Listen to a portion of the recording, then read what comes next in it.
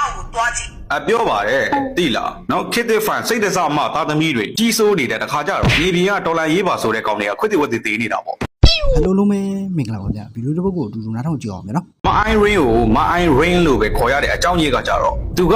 ခွီးမြတ်ကျော်တို့လက်စီတို့ဖာဆယ်လိုတို့လောက်တော့မကြောက်ဘူးပေါ့နော်အခုချိန်ထိတော်လန်ရေးကြီးကိုမဖြစ်နိုင်မှတိတိရဲ့နဲ့အလူငွေတွေဆက်ခံနေတဲ့အချင်းရောက်ကြီးချင်းအဖြစ်သူကနိုင်ငံရေးတွေစစ်ရေးတွေနားမလည်ဘူးဆိုပေမဲ့စီးပွားရေးကိုတော့ကောင်းကောင်းနားလည်တယ်လို့ကောက်ချက်ချလို့ရတယ်ဒါပေမဲ့ဘူမတိကိုမတိဖြစ်တာတော့ဘူမတိကိုမတိပဲပေါ့ကဲဗီဒီယိုလေးကိုစက်ကြည့်ရအောင်နေရှင်တူသွားကြည့်တော်လည်းနေပြီလားချုံးပြီလားဒီဗီဒီယိုလေးကတော့2023အောက်တိုဘာ9ရက်နေ့လောက်ကပေါ့ကြာတော့ကြာပါပြီအဲ့ဒီအချိန်ကတည်းကမင်းတို့တော်လန်ရေးကစောက်တလဲဖြစ်နေတယ်ဆိုတော့သက်သေးပေါ့ခဏထောက်ကြည့်အောင်နေပြီလားချုံးပြီလားပြီလားနေနာမြင်ရှင်လားနေနာမြင်ရှင်ခစ်တစ်တို့နဲ့အဲ့ဒီသဘောပေါက်လားတော်လန်ရေးနိုင်တာကိုမြင်ချင်လို့ရှိရင်ခစ်တစ်ကိုသွားကြည့်စက်နာထောက်ကြည့်အောင်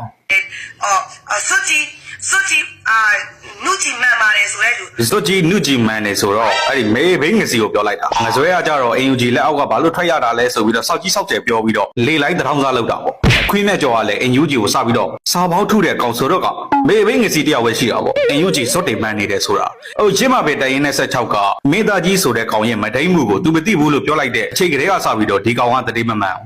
နော်နိုင်ငံရေးနားမလဲဘူးသူကိုယ်တိုင်လည်းပြောထားတယ်စစ်ရေးလည်းဘာမှမသိဒါပေမဲ့စီးပွားရေးကိုတော့ကောင်းကောင်းနားလည်တဲ့အချက်ကရေနေ့အချိန်ထိထောက်ဖို့လုပ်နေတဲ့အချက်ကိုကြည့်ရမှာဖြစ်တယ်ပေါ့ဆက်နားထောက်ကြည့်ရအောင်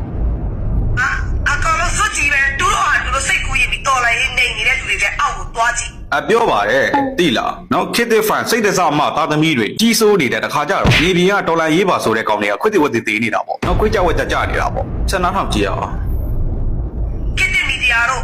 ဒီတော်လိုက်အောက်ကိုသွားကြည့်အားခါကြရင်မုံရင်ကအပွဲရည်တွေမြင်ရမယ်သဘောပေါက်လားတော်လိုက်ရေးနိုင်တာမြင်ချင်းခေတ်သစ်ကိုသွားကြည့်ဘယ်တော့မှခင်ဗျားတို့ကိုတည်းအမှန်တွေမပြောခဲ့ဘူးချွတ်တိုက်တုံးနဲ့ပြစ်တာကိုစစ်သားအယောက်20ကျော်30လောက်ကြားတယ်ဆိုတော့ခင်ဗျားတို့ကစဉ်းစားကြည့်လိုက်ပေါ့နော်ဆက်နားထောင်ကြည့်ရအောင်ကျမတို့တော်လိုက်ရေးနေနေတာနော်အဲ့တော်လိုက်ရေးချုံးတာလားနေတာလားသိရှင်ရှောင်းတာမြင်ရှင်တော့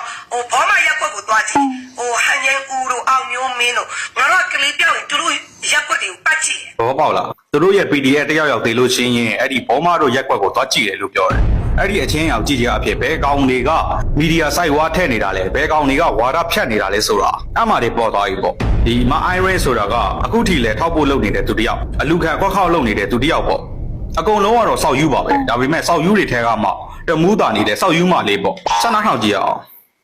်ငါတို့ကလေးအုပ်စုလေးပြောက်သွားရင်အဲ့ရက်ကွက်ကိုတွားပြီးစနေနာရတယ်။ဘာလို့စနေသွားနာရလဲဆိုတော့ဖရဲကြီးကိုအကုန်လုံးကိုတရင်ပို့ရတယ်။ဟဲ့နင်တို့ဒီမှာဘယ်နေနေမှာတက်လိုက်တယ်ကြားသလား။ဘယ်နေနေမှာလူသေးတယ်ကြားသလား။အဲဆိုကွာအုပ်လိုက်ပြုံလိုက်9ယောက်10ယောက်ပြောက်ပြီးဟေးဆိုရင်ငါတို့ကအဲ့လိုစနေသွားနာရတယ်။နားတဲ့ခါကျရင်သူတို့ဘောမရက်ကွက်ထဲဝင်လိုက်တော့ကိုအတက်တွေတေးနေတာဘလဘလဘလဘလဘောပေါက်လားအားကြောင့်မလို့ခင်ဗျားတို့ကဒီမလားခေတ်သစ်ကတင်တဲ့သတင်းတွေကိုအတာဖြေနေတာတွေရက်တဲ့ရက်လို့ရဒါက2023ကတည်းကသူပြောလာတာအဲ့ချိန်ကတည်းကဖယိုဖယဲဖြစ်နေအခုဆိုရင်တော့ပိုဆိုးပေါ့လှုပ်ရှားကောင်တွေပဲကြံတော့တယ်ငဆွဲတော်မှာမဲဆောက်ကနေပြီးတော့တော်ထဲကိုမရောက်လာတော့ဘူး AAP နဲ့တကြောလုံးတဲ့စစ်တပ်ကသိမ်းလိုက်ကချင်နေလက်တက်ပြက်နေ AA ရဲ့ lobby channel ဖြစ်တဲ့ ARD နဲ့ U ကတော့မှထုတ်ပြောလာရတယ်ကချင်နေဘက်ကနေပြီးတော့ဘယ်လိုမျိုးရုပ်ပြစ်စင်းပြက်ကို order ဆွဲနေကြအောင် video file နဲ့တကွထွက်လာတယ်သဘောပေါက်လားအဲ့ဒီခေတ်သစ်ကိုသွားကြည့်ကြည့်လိုက်ငါတို့ဘဘတွေပေါ်တာဆွဲတာတို့စစ်တပ်သားစုဆောင်းတာတို့ဆိုတာကသူတို့ရေးတဲ့စာအရှိကြီးမှာပဲတွေ့ရတယ်သူတို့ပြထားတဲ့ဓာတ်ပုံတွေကိုကြည့်လိုက်လို့ရှိရင်ဟိုလောလောအကိုလေးသိချင်းနဲ့ကဘာသိန်းလောက်ကရိုက်ထားတဲ့ဓာတ်ပုံ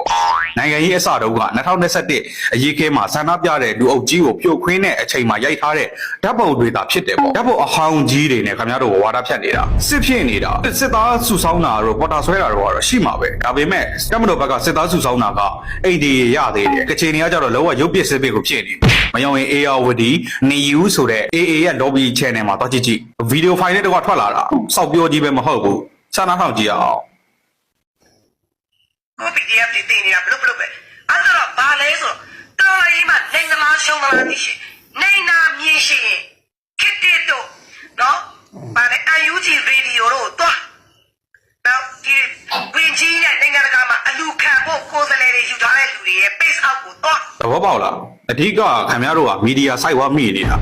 တရင်အစိတ်မိနေတာအဲ့ဒီအချက်တစ်ခုတည်းနဲ့တည်းခင်ဗျားတို့ကို NUG ကဖင်ချဖို့အတွက်လှုပ်လောက်တဲ့တက်သိဖြစ်သွားပြီအခုချိန်မှာတော့မျက်လုံးတွေမျက်စိတွေမပွင့်လည်းပွင့်ရတော့မယ်နော်ပိတ်နေတဲ့စောက်လုံးတွေကိုတောစုဆောက်ဖို့တစ်ချက်နဲ့ပိတ်နေတဲ့စောက်လုံးတွေကိုမပွင့်ပွင့်အောင်ဆွတ်ဖွင့်မှရတော့မယ်အဲ့ဒါမှသာခင်ဗျားတို့ကဂျင်းမမိတော့မှာဂျင်းမမိတော့ဘူးဆိုရင်ခင်ဗျားတို့ရဲ့စောက်တလဲမျိုးလေးချက်တွေအတွက်စောက်တလဲသွားပေးနေတဲ့စောက်ဆန်တွေကမြန်မာနိုင်ငံပစ္စည်းရေးကိုပဲဥတည်နေတဲ့ခါကြတော့ကိုးဆောက်လို့ကိုလှုပ်ပြီးတော့အေးအေးဆေးဆေးနေဖို့အတွက်အချိန်ကြပြီပေါ့စစ်တပ်နဲ့မပူးပေါင်းဘူးဆိုရင်တော့မအေးအေးဆေးနေရတော့မယ်ပြည်သူမပါတဲ့ဒေါ်လာကြီးကဘယ်တော့မှမအောင်ခင်ဗျားတို့လူလိုက်တဲ့စောက်ဆန်နေတဲ့သူတို့စီကိုမရောက်ဘူးတကယ်မြေပြင်ကိုမရောက်ဘူးပြောတာဝကြီးတွေဝလေးတွေနဲတာမှမဟုတ်ဘူးအဲ့ဒီ NUG မှာအဲ့လိုပဲဝေစားတက်တဲ့နဲ့ပဲတွားနေကြတာပဲတကယ်မြေပြင်ကကောင်တွေကကြတော့ရှူရှဲနဲ့အသေးခံကြတာပေါ့စမ်းနာထောင်ကြည့်အောင်အဲ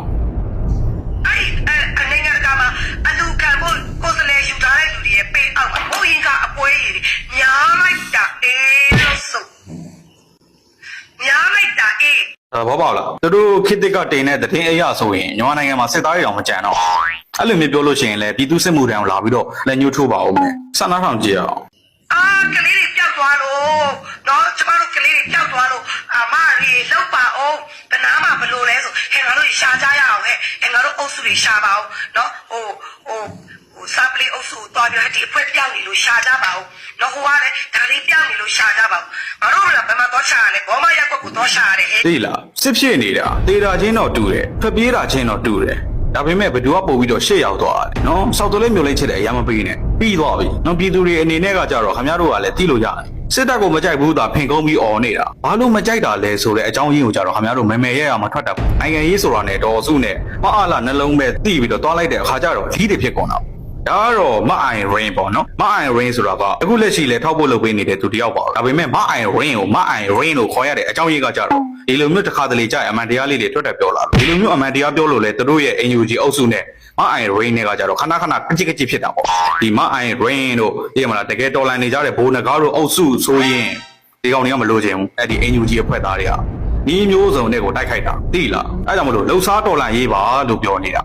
သဘောပေါက်လိုက်တော့နောက်တစ်ပုတ်ဆက်ကြည့်အောင်ဒါကတော့ခေတ်သစ်ကစောက်တော်လဲတွေပြောနေကြအောင်အခုရက်ပိုင်းတွဲမှာထွက်လာတဲ့သတင်းလေးတစ်ပုတ်ပေါ့စမ်းနာထောင်ကြည့်အောင်ရန်ကုန်မြို့ကပြည်သူရင်းမြစ်မှာအကြမ်းဖက်စစ်ကောင်စီကကျင်းပနေတဲ့သတင်းကျော်ဈေးရောင်းပွဲအတွင်းလူမရှိလို့ဆိုပြီးတရက်ကွက်ကိုလူ9ဦးနှုတ်မဖြစ်မနေလာရောက်ဖို့ဟုတ်လားလူမရှိလို့လားဒုက္ခပဲနိုင်ငံလုံးကုန်နေပြီလေဒုက္ခပဲအမှကတည်းကပေါ်နေပြီနော်ခင်ဗျားတို့သတင်းကျော်တော့ကပြောရွှေနဲ့ဈေးအောင်ပွဲတော့မှာတော့ကဲခဲ့ကြတယ်လူအုပ်ကြီးခင်ဗျားတို့ကိုပြောနေတယ်စစ်တပ်ကခေါ်ထားတာတဲ့အချက်လောက်ဖြည့်ချင်းပေးလိုက်တော့အဲ့လောက်ထိကိုဖာကြတာဒါချီချောက်ရီလူတော့မဟုတ်သေးဘူးဒါအခုရက်ပိုင်းလေးတည်းမှာထုတ်ပြောလာတဲ့သတင်းလေးပေါ့သတင်းမဟုတ်ပါဘူးစောက်တေးတုံနေတာပေါ့နော်စုတွေပါတွေဝေါ့ပြီးတော့အောက်ကကြတော့ဘစ်နဲ့အောက်မှာလီတစ်ချောင်းတွဲလေးရဲနဲ့အပေါ်ကကြတော့စုတွေပါတွေနဲ့မြန်မာနိုင်ငံအကောင်တွေကအဲ့လိုမျိုးဆိုရင်ဆောင်းရမ်းစောက်တင်ကြည့်တာနော် follower ဆောင်းရမ်းများနေပြီအစုတွေပါရင်လည်းအင်္ဂလိပ်စကားတွေနေပါသုံးလာပြီဆိုရင်ဆောင်းရမ်းစောက်တင်ကြည့်တာအဲ့ဒီအချက်ကပဲခင်ဗျားတို့ကိုခေတ်စစ်ကဖင်ချတာကိုခံရတာသဘောပေါက်လားစမ်းနာထောင်ကြည့်အောင်စစ်တပ်ကစေခိုက်နေပြန်တဲ့အပြင်ဌာနဆိုင်ရာဝန်ထမ်းတွေအားလုံးကိုလည်းမိသားစုလိုက်လာကြဖို့အမိန့်ပေးထားပြန်တယ်လို့ရန်ကုန်တိုင်းစစ်ကောင်စီသတင်းရင်းမြစ်ကရန်ကုန်ခေတ်ကိုပြောပါတယ်ကဲပါထားလိုက်ပါတပုံမီဒီယာဖြစ်တဲ့အတွက်တပုံတွေရဲ့ထုံးစံအတိုင်းတော့ပြောမှာပေါ့အဲ့ဒါကိုခင်ဗျားတို့အနေနဲ့ဘယ်လိုမျိုးသင်ခန်းစာယူရမလဲဆိုတော့အချိန်တော့ခင်ဗျားတို့လူပင်လယ်ဖြစ်တဲ့အနေအထားထိအပေးခဲ့ကြတဲ့အဖွဲ့အစည်းကဒီလိုမျိုးမူမမှန်ဘူးပြည်သူအတွက်ဆိုပြီးတော့ပြောတဲ့ကောင်တွေကပြည်သူတွေပျော်ပျော်ရွှင်ရွှင်နဲ့အေးအေးချမ်းချမ်းနေတဲ့ဥစ္စာကိုမလိုလားဘူးဆိုတဲ့အချက်ကိုတတိထားရမှာဖြစ်တယ်ပေါ့ဒီကောင်တွေမှာလေရင်မရှိလို့လေရင်ရှိခင်ဗျားတို့တရေကြော့လူပင်လယ်ဖြစ်နေတဲ့အနေအထားလဲအကုန်လုံးပြကြပါသိလားအခုတော့မှ short တိုက်တုံးလေးနဲ့ပြစ်ချင်နေတယ်မြို့ထဲထိမရောက်လို့မြို့နားတော့ကတ်နိုင်တဲ့စောက်ရည်ချင်းမရှိလို့သဘောပေါက်လားရွာဖက်တွေမှာပဲကျဲနေတာအားကြောင့်မလို့ဒီလိုကောင်းနေတိုင်းပြည်ကိုတက်ပြီးတော့အောက်ချုပ်လိုက်မယ်ဆိုရင်ခင်ဗျားတို့ရဲ့အနာဂတ်ကမတွေ့ရစရာပြည်သူတွေပျော်ပျော်ရွှင်ရွှင်နဲ့အေးအေးဆေးဆေးနေနေတာလည်းမတွေ့ချင်းဒီမျိုးစုံနဲ့ကိုသိရမလားမြန်မာနိုင်ငံရဲ့12လရာသီလုံးလုံး12လရာသီပွဲတော်တွေအစုံကိုခေါင်းစဉ်အမျိုးစုံတက်ပြီးတော့အတီးရဖြတ်နေတာတိုင်းပြည်ကိုဖျက်ဆီးနေတာရည်ရွယ်ချက်ရှိနဲ့ကိုလှုပ်တာသဘောပေါက်လားမင်းတို့အတွက်လည်းမဟုတ်ဘူးเนาะမြို့ထဲမှာနေပြီးတော့စစ်တပ်ကမကြိုက်ဘူးဆိုပြီးတော့စစ်တပ်လက်အောက်မှာအေးအေးဆေးဆေးနဲ့ဘောမသလိုလိုထမိန်ချုံသလိုလိုလုံနေတဲ့ကောင်တွေသိလို့ရဒီအပိုင်းမှာဘာသာရေးကိုပဲဥတီပြီးတော့တိုက်ခိုက်လာတဲ့ဗီဒီယိုတွေတော်တော်များများတွေ့ရတယ်အဲ့ဒီအချင်းအောင်ကြည့်ရပြီဒီကောင်တွေကနိုင်ငံရေးစစ်ရေးနဲ့မနိုင်လို့ဘာသာရေးဘက်ကိုပြောင်းပြီးတော့တိုက်ခိုက်လာပြီးတော့ကလားအကြိုက်လိုက်လုပ်ပေးနေတဲ့ဆိုတဲ့သက်သေပဲဘာကြောင့်လဲပြည်သူတွေမပါတော့အလူငွေတွေမရတော့သူတို့ရဲ့နောက်ခံမှာရှိနေတဲ့ကလားတွေကိုပဲအားကိုးရတော့မယ်အားကြောင့်မလို့ကလားအကြိုက်လိုက်ပြီးတော့ပြောရတယ် သိလားမစိုးရိမ်အကြောင်းတိုက်ကဌာပနာကိစ္စတော့အခုလာပြီးနေမှာအေးအေးဆေးဆေးနဲ့ပျော်ပျော်ပါးပါးနဲ့ကိုမိသားစုနဲ့အေးအေးဆေးဆေးနေတဲ့ဥစ္စာကိုလည်းဒီကောင်တွေကမနာလို့မရှုစိတ်မင်းစစ်တီးကဖြစ်ပြီးတော့ဒါပုတ်လေလွတ်တယ်ရှောက်ပြောတဲ့အချက်ကိုပဲကြည့်ကြည့်လိုက်ပေါ့စကားတွေအများကြီးပြောစရာမလိုတော့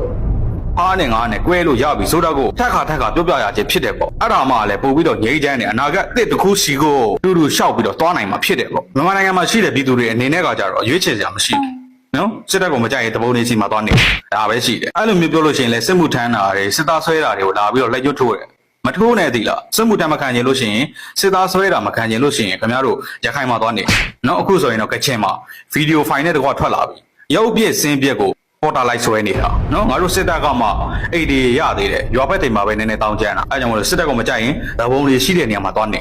မဟုတ်ရင်နိုင်ငံခြားမှာသွားနေပြီးတော့အဲ့ဒီစစ်သားစုဆောင်တဲ့ delay တို့ကလည်းအဲ့ဒီစစ်ပွဲကြီးရောက်ပဲဖြစ်လာတာနိုင်ငံရင်းနေမဖြစ်ခင်အခုလိုမျိုးအခင်းကျင်းနေမဖြစ်ခင်တော့ခင်ဗျားတို့စစ်သားတယောက်တလေတွေ့ရဖို့အရေးကိုဘယ်လောက်တောင်မှခဲရေးလဲပြန်စဉ်းစားကြည့် uniform လေးနဲ့တယောက်တလေတွေ့လိုက်ပြီဆိုရင်ဟာလေးစားလိုက်တာအားကြလိုက်တာသဘောပေါက်လားအဲကြောင့်မလို့ဒီအရေးခင်းကြီးကိုစခဲ့တဲ့ NLD လူအုပ်ကြီးကိုသာစောက်ပစ်တင်ရမှာဖြစ်တယ်ပေါ့တို့မဲခိုးသည်ဖြစ်စေမဲမတမာမှုဖြစ်နေသည်ဖြစ်စေစစ်တပ်ကဆော့ဆွဲသည်ဖြစ်စေတို့ထွက်ရှင်းပေးလိုက်ရပါတို့ထွက်မရှင်းပေးလို့သာအခုလိုမျိုးအခင်းကျင်းတွေဖြစ်လာရခြင်းဖြစ်တယ်ပေါ့တို့စုထောက်တဲ့ထက်လိုက်ပြီဆိုရင်လည်းခင်ဗျားတို့ငင်းငင်းချက်ချက်နဲ့ဆန္ဒပြမယ်ဆိုရင်ဘာမှဖြစ်เสียစောက်ကြောင်းမရှိတာယာခွေးနေမိရှို့လမ်းကနေလိုက်ပိတ်ရုံတက်နေတဲ့သူတွေကိုလိုက်ပြီးတော့အနောက်ရှက်ပေးပြီးတော့နီးမျိုးစုံနဲ့ဖျက်ဆီးခဲ့ကြတယ်နီးမျိုးစုံနဲ့ဆန္ဒပြပြီးတော့နီးမျိုးစုံနဲ့ပုံငန်ခဲ့ကြတယ်နီးမျိုးစုံနဲ့တတိမမှန်ခဲ့ကြတယ်အကျိုးဆက်ပဲသဘောပေါက်လားအဲ့တော့သင်ခန်းစာယူဒီလောက်ကြီးနှစ်တည်းအကြာကြီးလူတွေအများကြီးစတဲ့ပြီးတာတောင်မခံရတော့ဘာသင်ခန်းစာမှမရဘူးဆိုရင်လီးပဲသီလားဒီနေ့ကတော့ဒီလောက်ပါ